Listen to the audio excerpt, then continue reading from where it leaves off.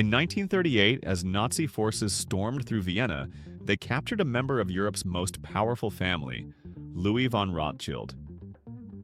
The ransom they demanded was staggering, $21 million, equivalent to nearly $500 million today, making it the largest ransom in history at that time. But for the Rothschilds, this was just another chapter in their extraordinary story. A family so wealthy and influential that they've been accused of controlling everything from world governments to the weather itself.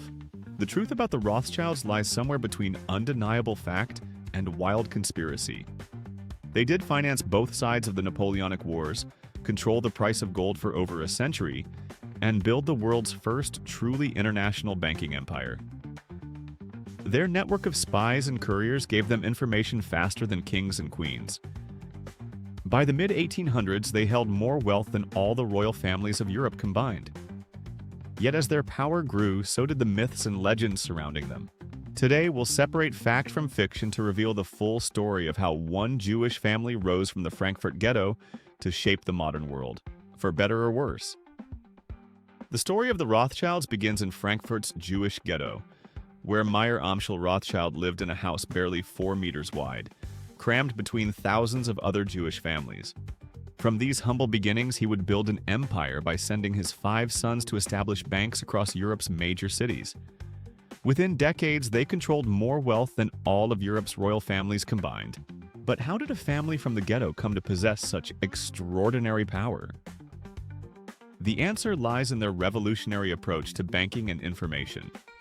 While other bankers relied on official channels, the Rothschilds created their own private intelligence network. A sophisticated web of couriers, agents, and informants, spanning every major European city. They communicated using a secret code written in Hebrew characters, allowing them to share market information and political intelligence faster than kings and emperors. When Wellington defeated Napoleon at Waterloo, a Rothschild courier delivered the news to London a full day before the government's official messenger arrived.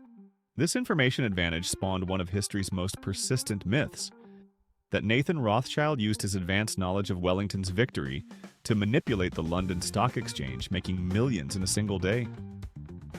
The truth was far more impressive.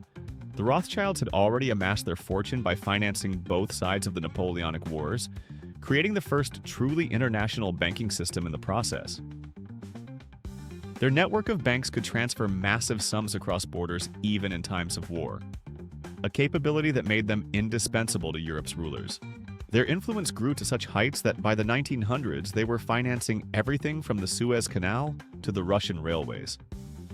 In Vienna, their palace rivaled those of emperors. In Paris, they built mansions that made kings jealous. Their art collection became legendary, over 5,000 pieces including masterpieces by Rembrandt, Vermeer, and countless others. A collection that would soon be at the center of one of history's greatest heists. As the Nazis rose to power, the Rothschilds faced their greatest challenge. While Louis von Rothschild was held captive in Vienna, his family orchestrated an extraordinary secret operation to save their priceless art collection. Paintings were hidden in wine cellars deep beneath French vineyards. Sculptures were buried in forest clearings under cover of darkness. Entire collections were smuggled across borders through a network of trusted allies. It would become one of the greatest art rescues in history, though in the end, Hitler and Göring would still personally pick through the family's seized collections, taking whatever caught their eye. The Rothschilds' struggle against the Nazis would mark the beginning of a new chapter in their story, one that would transform them from the world's most powerful banking dynasty into something else entirely. Meyer Amschel's master plan was deceptively simple yet revolutionary. While Louis von Rothschild faced the Nazis in Vienna, his ancestors had built their empire through an equally bold strategy. From his modest home in Frankfurt's Jewish ghetto, Meyer had dispatched his 5 sons to Europe's key financial centers. Amschel remained in Frankfurt, Salomon went to Vienna, Nathan to London, Karl to Naples, and James to Paris. But this wasn't just about expanding the family business. It was about creating something entirely new, the world's first truly international bank. What made their system unique wasn't just its scale, but its sophistication. The brothers developed a private code using Hebrew characters and maintained a network of agents that made government intelligence services look amateur by comparison. Their system of carrier pigeons, fast ships, and private couriers was so effective that during the Battle of Waterloo, they received news of Napoleon's defeat a full 24 hours before the British government's official messenger arrived.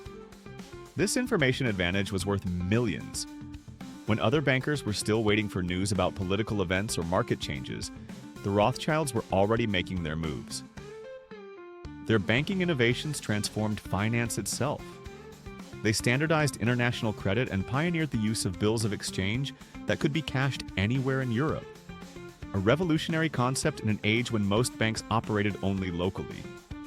A merchant in London could now easily do business with someone in Vienna, knowing that the Rothschild network would handle the complex currency exchanges and transfers. They also invented new financial instruments like internationally traded government bonds, creating the modern bond market we know today.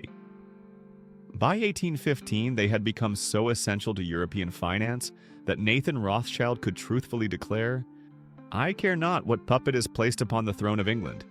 The man who controls Britain's money supply controls the British Empire."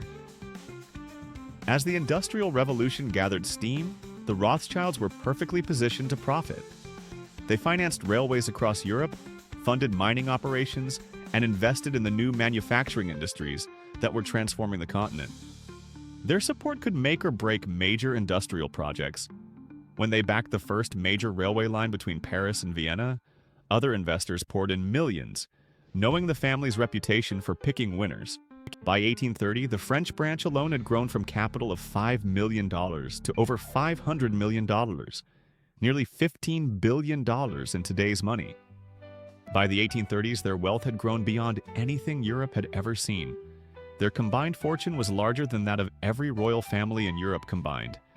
They owned palaces in every major European city, built art collections that rivaled those of kings, and lived in a style that made nobility jealous. When the Austrian emperor visited James Rothschild's new mansion in Paris, he reportedly remarked, "Kings couldn't afford this. It could only belong to a Rothschild." The comment wasn't just flattery. The family's wealth was estimated at over $400 million in 1850, equivalent to over $100 billion today. Their political influence grew alongside their wealth. Monarchs and ministers would seek their advice on financial matters, but increasingly on political issues as well. The Rothschilds became unofficial diplomats, using their connections across borders to mediate disputes between nations. Their support could prop up struggling governments or help finance wars, though they often chose to back both sides, ensuring their influence regardless of the outcome. At one point, they were simultaneously bankers to the British Empire, the French Empire, the Austrian Empire, and the Papal States. But perhaps their most brilliant strategy was how they maintained their wealth across generations. While other rich families saw their fortunes dispersed through inheritance and marriage, the Rothschilds took a different approach, one that would have made medieval kings proud. They arranged marriages between cousins, keeping wealth and power strictly within the family. Between 1824 and 1877, of 36 marriages by Mayer's male descendants, 30 were to other Rothschilds. It was calculated dynasty building on an unprecedented scale, ensuring that what the family built would last not just years, but centuries. The Rothschilds' influence extended far beyond banking. When Britain needed to secure control of the Suez Canal in 1875, it was the Rothschilds who provided the £4 million necessary, equivalent to nearly $500 million today. They financed railways across Europe, from the Austrian Southern Railway to France's Northern Line. Their support for a project was so valuable that when they backed the first major railway between Paris and Vienna, other investors poured in millions simply because of the Rothschild name. Kings couldn't afford this, the Austrian emperor once remarked, while visiting a Rothschild mansion. It could only belong to a Rothschild. But their true power lay in their ability to shape nations through finance. When Brazil sought independence from Portugal in 1820, it was Rothschild money, £2 million, that made it possible. They bailed out the Bank of England during financial crises and helped stabilize the currencies of nations. At their peak in the late 1800s, the family controlled assets worth over $50 billion in today's money, making them by far the wealthiest family in the world.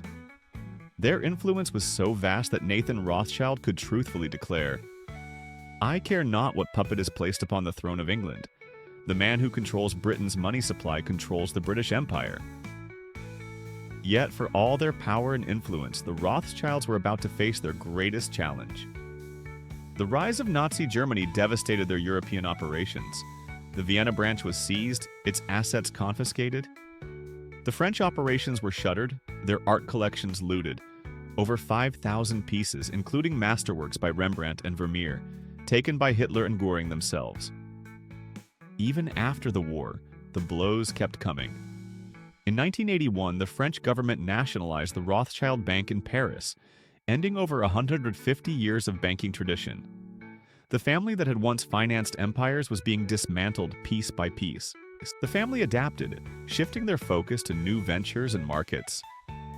In London, N.M. Rothschild & Sons became a powerhouse in mergers and acquisitions. The French branch reinvented itself as an investment bank. They expanded into mining, energy, and real estate. While no longer the undisputed kings of banking, they remained a force in global finance.